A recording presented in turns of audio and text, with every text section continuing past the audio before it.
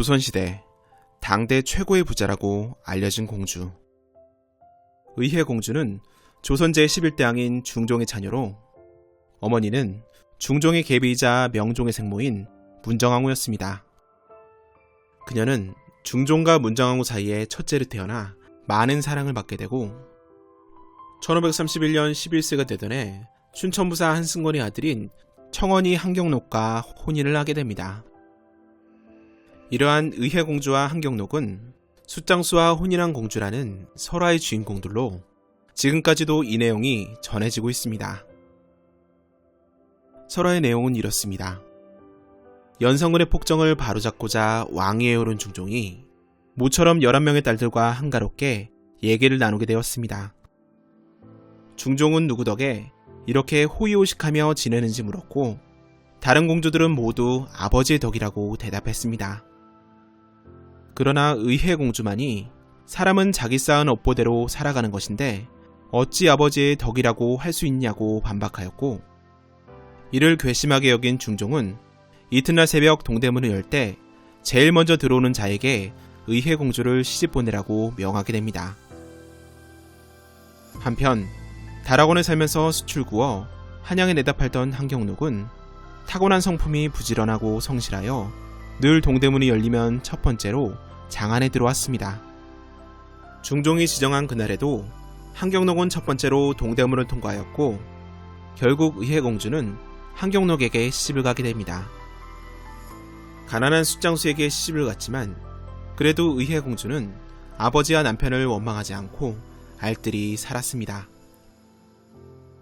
그러던 어느 날 의혜공주가 남편이 일하는 수터에 올라갔는데 거기 있던 숯가마의 이맛돌이 심상치 않았습니다.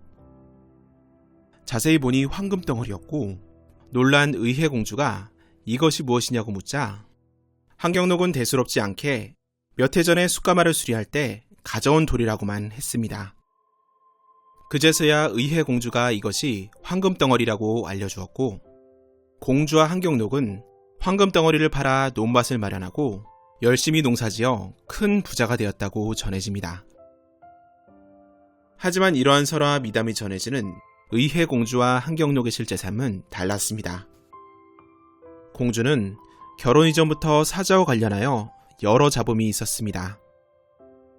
1529년 조정 대신들은 비가 새고 무너질 위험이 있는 곳들을 수리한다는 명목으로 의혜공주의 사조공사에 들어가는 재물이 새로 짓는 집과 비슷하다며 문제를 제기했고 이듬해에는 흉년으로 힘든 상황인데도 군인 500명으로 하여금 의혜공주의 집을 수리하게 하였다며 불만을 표시하게 됩니다.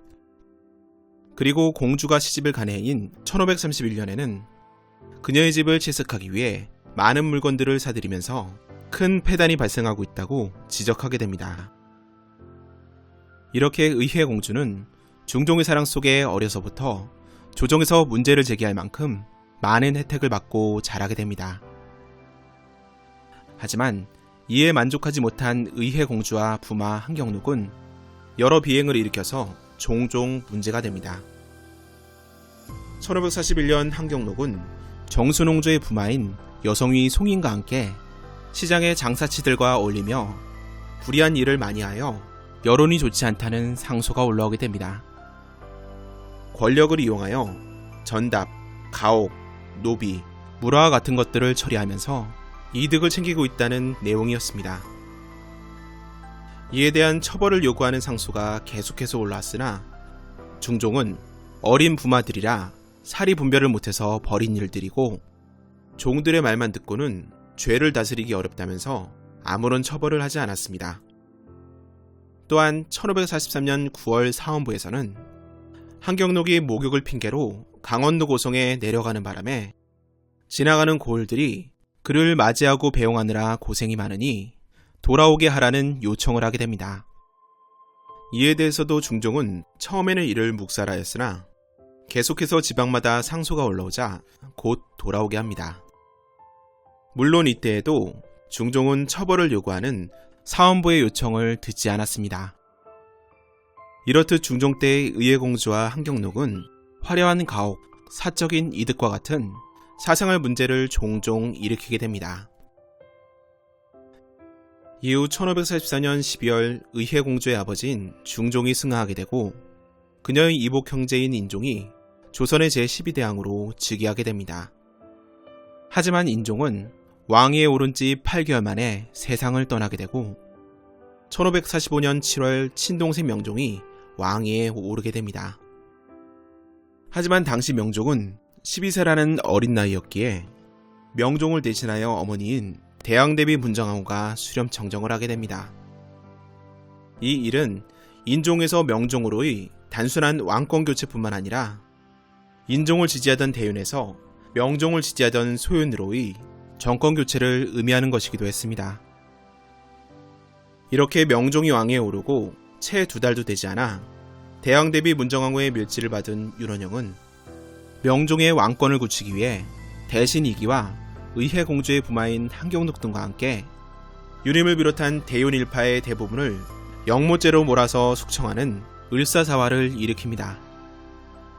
이후 반대파를 제거한 문정왕후는 소윤 일파와 함께 정권 실세로 등장하게 됩니다. 그리고 그해 9월 한경록은 공을 인정받아 위사공신 2등에 오르며 공신이 됩니다. 이렇게 공신이 오르면서 의해공주와 한경록은 문정왕후로부터 더욱 큰 총애를 받게 됩니다.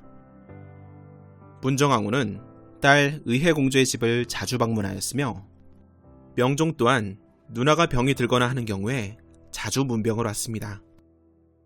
이렇듯 최고의 권력자들에게 많은 배려를 받으면서 공주와 한경록의 권세 또한 높아져 갔습니다. 이후 한경록은 자신의 권세를 이용하여 사생활 문제뿐만 아니라 정치적으로도 문제를 일으키게 됩니다.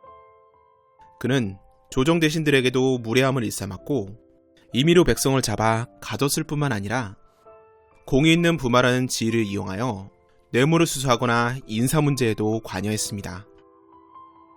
공주 또한 명나라 사신으로 가는 이들에게 개인적 물건을 사오도록 하거나 백성들의 땅을 빼앗기도 하였고 심지어 그녀의 아들들도 말썽을 일으켜 입방아에 오르내리게 됩니다. 오죽했으면 1556년에 한경록의 집에 벼락이 치자 사람들은 벼락이 경록의 집을 쳤다 라고 표현할 정도였습니다. 이렇듯 한경록은 여러 행실이 문제가 되었음에도 불구하고 문정왕후와 명종의 비호로 큰 처벌을 받지 않았습니다. 뿐만 아니라 의해공주는 명종과 문정왕후를 배경으로 엄청난 부를 축적하였는데 심지어 명종이 그녀의 집을 방문한 후에 궁궐보다 더 훌륭한 정원을 가졌다고 감탄을 했으며 사람들은 당대 동방에 제일 가는 부자라고 이야기를 할 정도였습니다. 하지만 1564년 의해공주는 병을 이기지 못하고 44세의 나이로 세상을 떠나게 됩니다. 그녀는 슬하에 3남 2녀를 두었으며 장남은 판관 한이, 이남은 도사 한안, 삼남은 동지증 판서 한순이고 딸 둘을 낳았으나 그 가운데 한 명은 1544년 9월 4일 일찍 세상을 떠나게 됩니다. 시간이 흘러 1577년에 을사사화의 위훈 삭제가 결정되면서 을사사화로 책군된 위사공신들에게 벼슬과 품계를 떼고 도성 밖으로 내쫓는 형벌이 내려졌는데 이때 한경록은 선조의 비호를 받으며 파직만을 당하게 됩니다. 이렇게 위세있게 한 시대를 풍미한 부마 한경록은 1593년 임진왜란 중에 왜군에게 살해당하는 비참한 최후를 맞게 됩니다. 의해공주와 한경록의 묘소는 경기도 의정부시 호원동 산 119-39번지에 있으며 2007년 7월 25일 의정부시 향토유적 제14호로 지정됩니다.